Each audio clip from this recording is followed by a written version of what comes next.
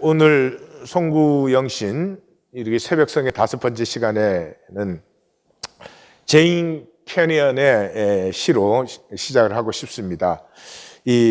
그렇게 못할 수도 하는 시예요. 이 48살에 백혈병으로 죽었습니다.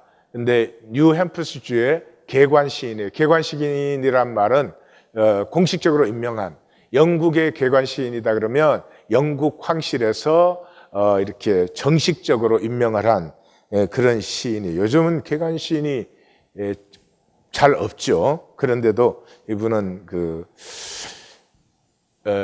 돌아가신 지 한 25년 그 정도 되죠. 뉴햄프스주에서 개관시인으로 그렇게 임명을 했습니다. 우리 교회 학생들이 많이 간 미시건대 출신이에요. 건강한 다리로 이게 죽기 1년 전에 쓴 시입니다. 건강한 다리로 잠자리에서 일어났다. 그렇게 못할 수도 있었다. 시리얼과 달콤한 우유와 흠없이 잘 익은 복숭아를 먹었다. 그렇게 못할 수도 있었다. 개를 데리고 언덕 위 자작나무 숲으로 산책을 갔다. 오전 내내 내가 좋아하는 일을 하고 오후에는 사랑하는 이와 함께 누웠다. 그렇게 못할 수도 있었다. 우리는 은촛대가 놓인 식탁에서 함께 저녁을 먹었다. 그렇게 못할 수도 있었다. 벽에 그림이 걸린 방에서 잠을 자고 오늘과 같은 내일을 기약했다. 그러나 나는 안다. 어느 날인가는 그렇게 못하게 되리라는 걸. 평범하고 당연한 얘기죠. 이 당연한 얘기인데 대부분의 우리에게는 이게 당연하지 않아요. 그냥 이 내일이 당연히 오는 게 당연한 것으로 되어 있죠. 근데 이 백혈병으로 정말 내일을 기약할 수 없는 삶 속에서 쓰신 글이어서 그 실제가 실제로 우리에게 다가옵니다. 그 하루하루를 종말적으로 살아가신 분이죠. 이제 그 사망 선고를 받고 나서는 얼마 오래 살지 못할 것이라는 선언을 받고 나서는, 그러니까 종말적으로 산다는 말은, 종말적이라는 말 자체는 재미가 없으니까 잊어버리시고 진실해집니다.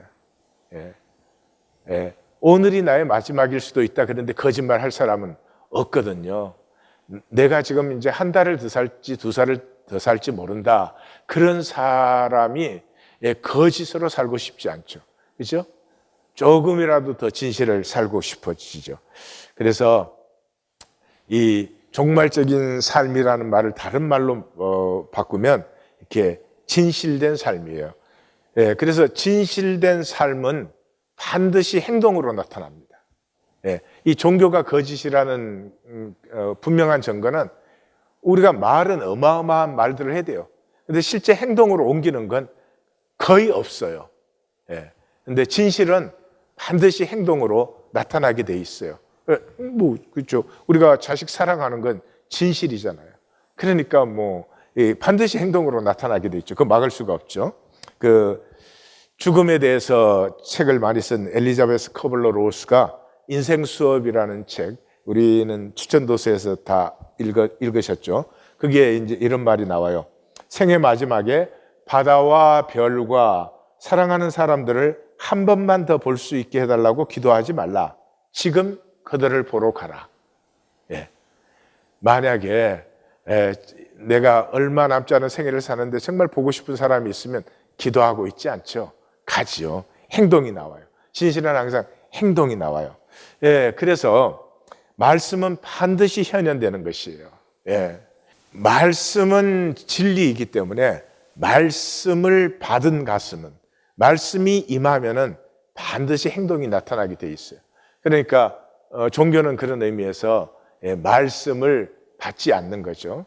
말씀에 대한 지식과 이해를 배우는 것이지 말씀을 만나지 않아요. 종교 자체가 그렇잖아요. 우리는 말씀이 육신이 되신 하나님을 믿잖아요. 근데 기독교는 그 육신이 되신 주님을 다시 말로 바꾸었잖아요. 그러니까 말은 풍성한데 실제가 없는 그런 안타까운 모습이 됐어요. 이사야 선지자는 우리가 잘 알죠. 이렇게 선언합니다. 이는 이 말씀에 대해서 말씀하실 때요. 내 뜻은 너희 뜻과 달라서 내 뜻은 너희 뜻보다 높으며 내 생각은 너희 생각과 달라서 내 생각은 너희 생각보다 높으며, 그래서 그 하나님의 말씀은 우리의 뜻과 생각이나 이런 것보다 다르다 하는 그 말씀을 하시면서, 이는 비와 눈이 하늘로부터 내려서 그리로 되돌아가지 아니하고 땅을 적셔서 소출이 나게 하며 싹이 나게 하며 파종하는 자에게 종자를 주며 먹는 자에게는 양식을 준 것 같이 내 입에서 나가는 말도 이와 같이 헛되이 내게로 되돌아오지 아니하고 나의 기뻐하는 뜻을 이루며 내가 보낸 일에 형통함이라. 하나님의 말씀이 이 땅에 선포되면 반드시 성육 이루어진다는 것이죠. 근데 그 이루어진다는 말은 하나님의 말씀이 매직이어서 하나님 말씀만 하시면 이게 일어나는 게 아니라, 이 이사야 선지가 이 말을 할 때는 뭐예요? 하나님의 말씀이 이 땅에 임할 때 그 말씀을 반드시 받는 사람이 있다는 거예요. 극히 드물고 소수의 사람이지만 말씀을 받는 사람이 있어요. 그래서 말씀을 받은 사람은 반드시 삶으로 나타내게 돼 있어요. 현현시키게 되어 있다. 그런 말이에요. 예? 이게 하나님이 말씀을 매지컬리 만들었다는 그런 말이 아니고요. 예. 그래서 이 말씀을 받은 대표적인 사람 한 분을 제가 소개를 해드리겠습니다. 이 니콜라스 그룬투비 목사. 그룬투비 목사님은 들어보긴 다 들어봤을 거예요. 저희 때는 이 초등학교 교과서에 그룬투비 목사님이 나왔어요. 이분은 이제 아버지도 루터란 교회 목사고 자기도 이제 루터란 교회 목사예요. 근데 그 참 하나님의 역사를 경영하시는 거 보면 재미있는데, 이 덴마크에 그룬투비 목사님이 계실 때 키에르케가르도 거기에 있었고 안델슨도 거기에 있었어요. 예. 그래서 이 세 분이 계시던 때 그 덴마크는 굉장히 절망적이고 가난하고 불행한 시절이었습니다.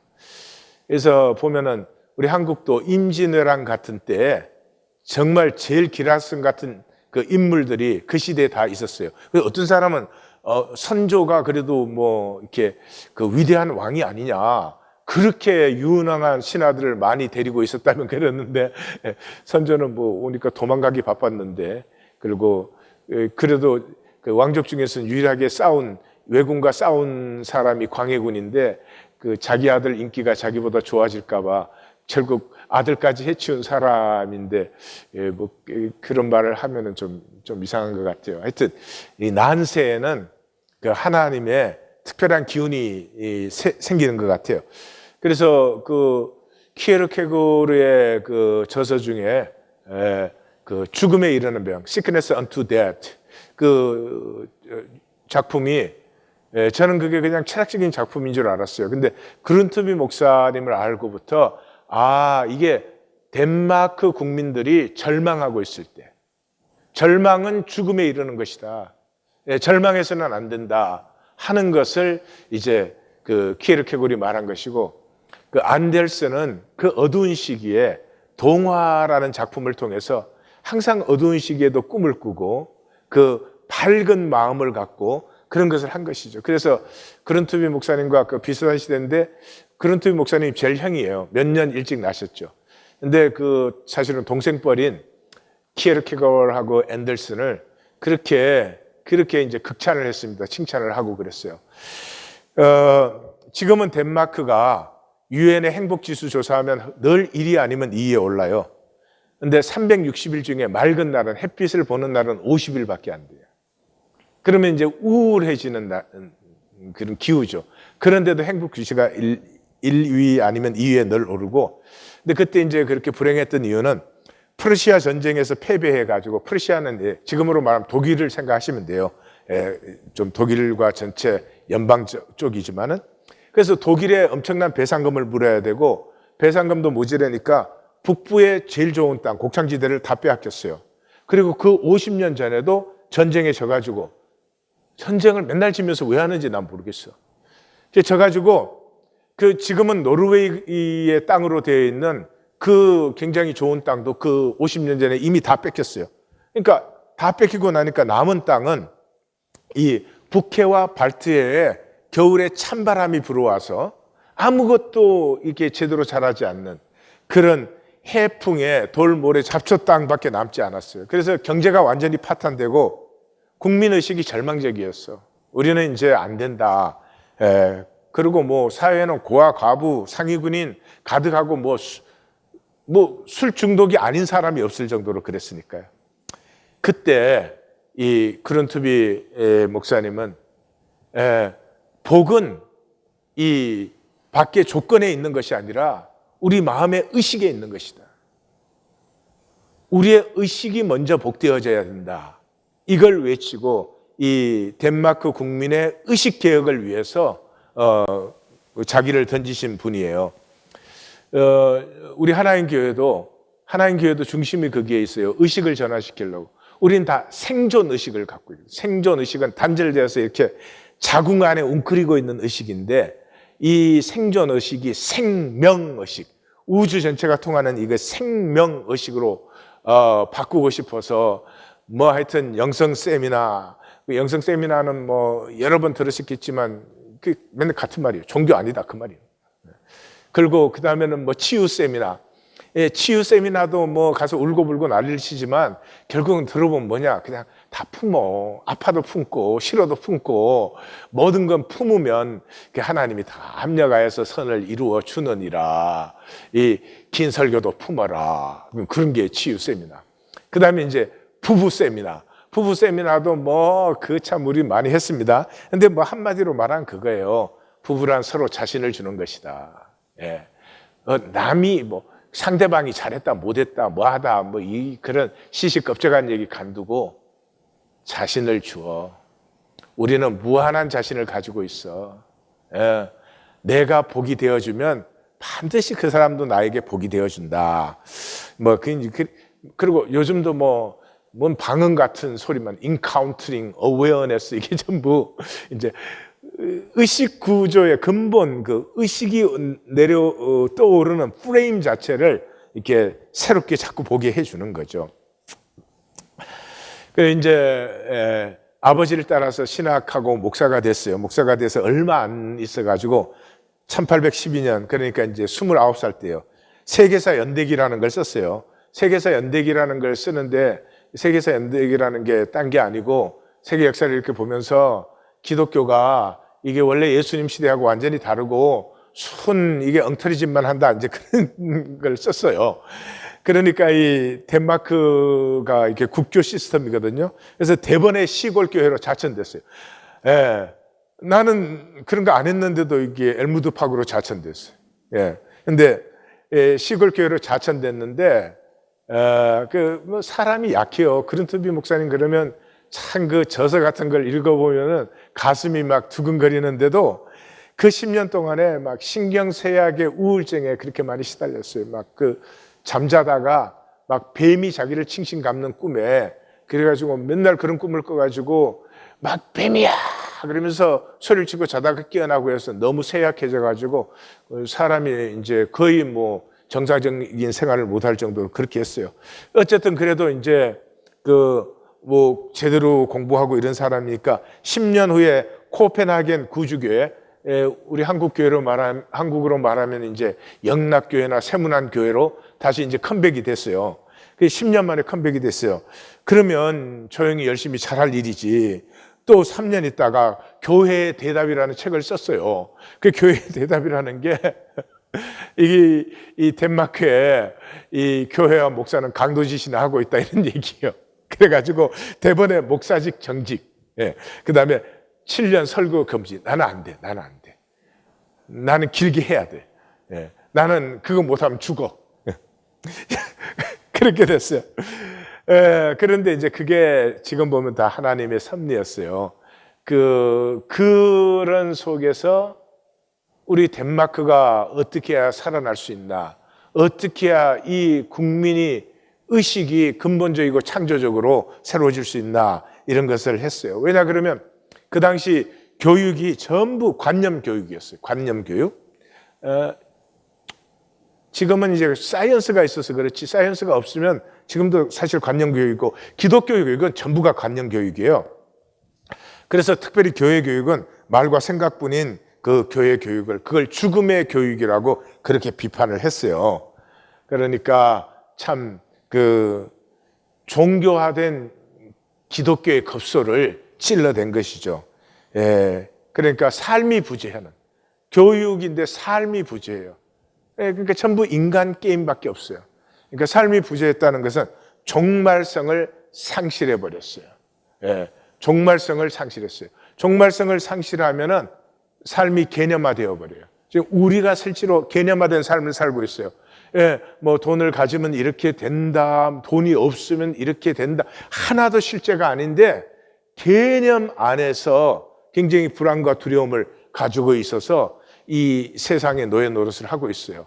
이 개념의 삶은 어제와 내일을 축으로 해요. 예, 어제까지 살아온 삶을 어떻게 하든지 하나님같이 정당화하고 싶어하고 내일의 삶도 하나님같이 아무런 염려 없이 내가 보장을 받으려고 해요. 그 사이에 오늘이 죽어 있어요. 오늘이 죽어 있어요. 오늘의 행동이 사라진 그런 교육을 하고 있어요. 그른투비 목사에게 제일 영향을 받은 사람 중에 대표적인 사람이 크리스텐 콜이에요. 이 그른투비를 따르는 바람에 교사인데 이 국정교과서를 안 쓰고 개념만 가르치는 국정교과서를 안 쓰고 학생이 직접 이렇게 문답을 하면서 우리 질문 훈련했죠. 질문들 쓰고 계세요? 왜 이런 훈련을 시켰을까? 왜 이렇게 우리를 괴롭히는 걸까? 응? 이게 취미일까? 그런 거 쓰고 계시죠? 그죠? 예, 예. 예. 그래서 질문식에 자기 교과서를 만들어가지고 교육하다가 해임당했어요. 그래서 15년 동안 농민들과 이제 같이 살면서 그때 농민의 삶이 너무 가난하고 피폐한 거예요. 거기를 보고 나서 이 그른투비 목사님의 의식 개혁을 어떻게 해야 되겠다는 게 이제 15년의 그 농민들과 고생하는 것에서 체험되고 터득을 했어요. 그래서 국민고등학교라는 걸 세웠어요. 이건 성인이 기숙사에 들어가서 자발적으로 입학해서 공부를 하는데요. 그래서 같이 먹고 자고 일하고 공부하고 토론하면서 그렇게 해서 삶 자체에서 의식을 개혁하면서 개혁된 의식으로 삶을 새롭게 해가는 그런 이제 공부를 하는 거예요. 그게 1985년 11월 1일에 첫 학기를 열었어요. 그리고 학생을 15명 뽑았는데 이 얘기가 유명합니다. 개강식을 하려고 하는 시간이 거의 다 됐는데 15명이 정원인데 한 명이 와 있어요. 한 명. 예. 누굴까 이 중에서? 예, 한 명이 왔어요.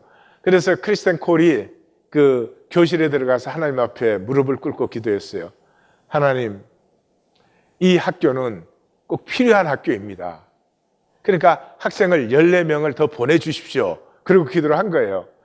그래서 기도가 끝나는데 마차 소리가 덜컹덜컹 그러고 나요.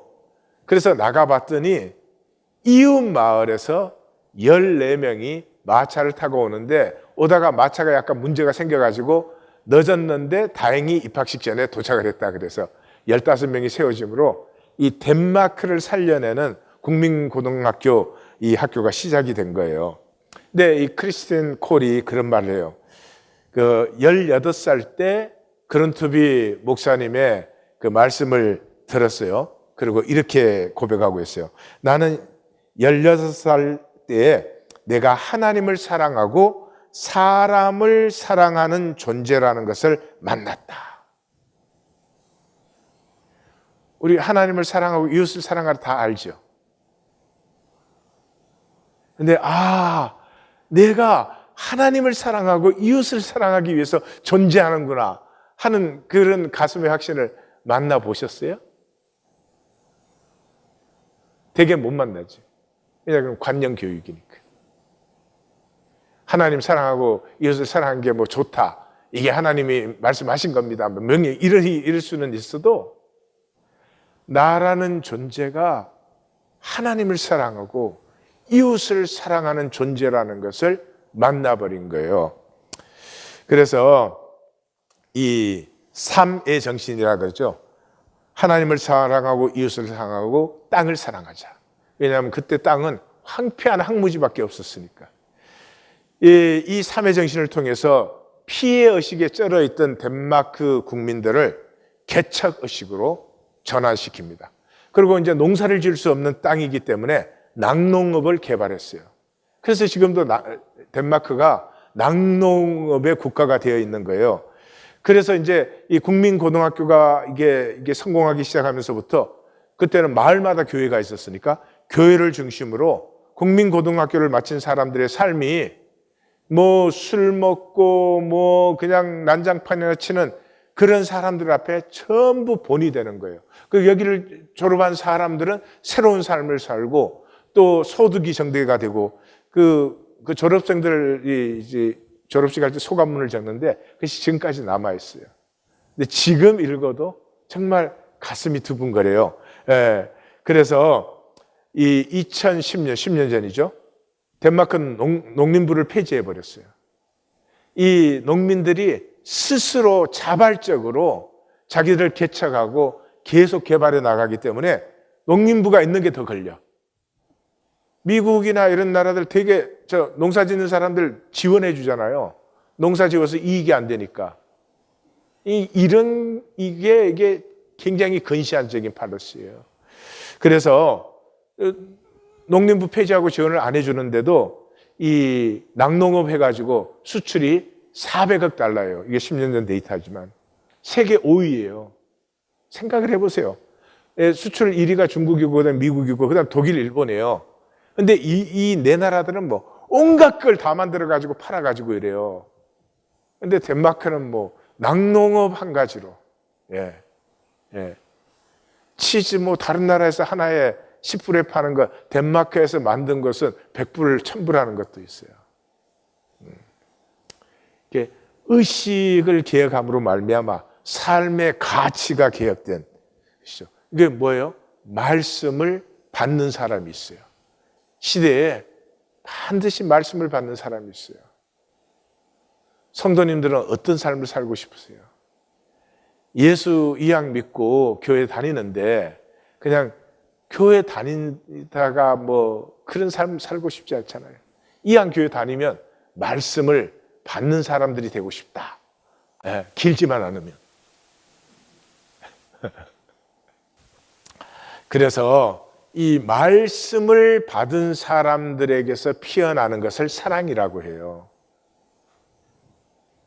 서로 사랑하라 그럴 때 서로 잘해주어라, 뭐 좀 인내 좀 해라. 물론 그런 게 뭐 들어있겠지만 그런 뜻이 아니에요. 말씀을 받은 사람에게서 내 말씀은 반드시 열매를 맺고 그냥 돌아가지 않는다 하는 것처럼요. 말씀이 임한 가슴에는 반드시 사랑이 피어나요. 이 사랑은 생명의 가장 숭고한 의식이에요. 그래서 말씀이 피어나면서부터 존재가 값어치 있어지고요. 부족한 나를 사는데 나를 통해서 하나님이 현현되는 이런 신성한 역사가 나타나는 거예요. 이 사랑하는 사람에게 있어서 그 가장 선명한 생명의 느낌이 피어나고 자라나고 강해지죠. 우리가 생명의 느낌이 이제 열렸으면 좋겠다 그러는데 생명의 느낌이 열린다는 것은 사랑이 열린다. 그거와 똑같은 말이에요. 그래서 요한일서 3장 14절을 같이 한번 읽을까요? 우리는 형제를 사랑함으로 사망에서 옮겨 생명으로 들어간 줄을 알거니와 사랑하지 아니하는 자는 사망에 머물러 있느니라. 이왕 신앙생활을 하는데 종교생활은 뭐예요? 종교생활은 편해요. 뭔 큰 희생이 필요하고 뭔 도전이 필요하겠습니까? 그러니까 가치 상승이 전혀 없는 편안함. 이게 종교생활이에요. 그러나 이건 사실은 우리가 썩어가는 것이죠. 신앙생활의 맛은 어디에 있어요? 말씀을 사는 데 있죠. 말씀을 살 때 이 하나님의 걸작, 하나님의 형상이 일깨워지죠. 그냥 일깨워지는 게 아니라 하나님의 형상이 일깨워지는 행동이 일어나기 시작해요. 세상을 일깨우는 파장을 일으켜요. 덴마크의 그 크리스텐 콜이 세운 국민고등학교 졸업생들이 그 파장을 일으켜요. 예, 국민 의식을 새롭게 하고 새로운 용기를 가진 사람들이 피어나게 하는 것처럼 이 말씀을 받고 말씀을 현현시키는 사람들은 세상을 일깨우는 파장을 일으켜요. 그래서 우리 자신은 약하고 부족하고 죄되고 악하고 이 단절된 면들을 많이 갖고 있음에도 불구하고 자신도 이웃도 품어서 그 생명의 신비를 일깨워주는 것이죠. 정호성 씨의 내가 사랑하는 사람이라는 시를 소개하죠. 나는 그늘이 없는 사람을 사랑하지 않는다. 나는 그늘을 사랑하지 않는 사람을 사랑하지 않는다. 나는 한 그루의 그늘이 된 사람을 사랑한다. 햇빛도 그늘이 있어야 맑고 눈이 부시다. 나무 그늘에 앉아 나뭇잎 사이로 반짝이는 햇살을 바라보면 세상은 얼마나 아름다운가. 나는 눈물이 없는 사람을 사랑하지 않는다. 나는 눈물을 사랑하지 않는 사람을 사랑하지 않는다. 나는 한 방울 눈물이 된 사람을 사랑한다. 기쁨도 눈물이 없으면 기쁨이 아니다. 사랑도 눈물이 없는 사랑이 어디 있는가. 나무 그늘에 앉아 다른 사람의 눈물을 닦아주는 사람의 모습은 얼마나 고요한 아름다움인가. 1820 데일리 브레드는 우리가 완벽하거나 잘나거나 뭐 남들보다 나아서 하는 것이 결코 아닙니다. 눈물과 아픔과 연약함과 부족함을 다 가지고 있음에도 불구하고 이것이 말씀을 받아 말씀을 나누는 그것에서 우리에게 주시는 하나님의 형상의 생명이 나누어지는 것이죠. 지금은 사랑을 모르는 시대예요.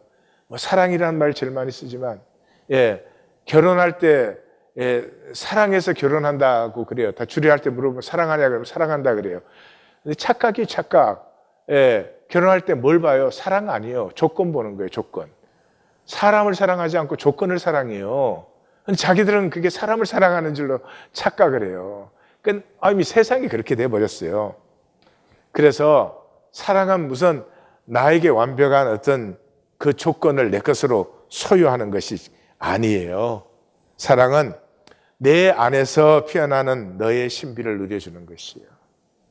아픔을 나누고 슬픔을 나누는 것에서 나를 나누어주고 너를 품음으로 너가 피어나는 나를 주는 것이에요. 나를 주어 내가 피는 그 존재가치요. 사랑은 종말적입니다. 어제를 보상받아야 되고 내일을 보장받아야 되는 사랑은 한심한 거예요. 사랑? 그게 뭐 말이 사랑이 어디 있어? 누가 사랑을 할 수 있어? 그런 생각밖에 안 들어요. 왜냐 그러면 개념에는 사랑이 존재하지 않습니다. 그래서 이 사랑은 종말적이라는 말이 오늘이라는 현상을 우리는 살아가요. 그 현상은 스쳐 지나가는 것이에요. 근데 우리는 그 현상이 있는 그 본질의 뿌리를 누리는 것이죠. 그래서 하루하루를 종말적으로 살아요. 그러면 오늘 하루를 하나님이 주신 새 선물로 내가 받아서 살게 되면 정말로 내가 살고 싶은 삶을 한 발자국이라도 옮겨요. 그냥 오토파일럿 쳇바퀴 돌아버리잖아요. 정말로 내가 되고 싶은 사람이 되는 말과 이 뜻을 눈꼽만큼이라도 세워요. 그래서 종말적인 삶에서만 생명은 피어나는 것이에요. 1820 데일리 브레드는 서로를 나누어 주며 하루하루를 새날의 선물로 누리자 하는 것이에요. 2022년에 우리 꼭 이 종말적 생명의 자리, 하루하루를 영원으로 누리는 이 자궁의식이 터져버려서 영혼과 하나가 된 시간이 활짝 열릴 줄 믿습니다. 예.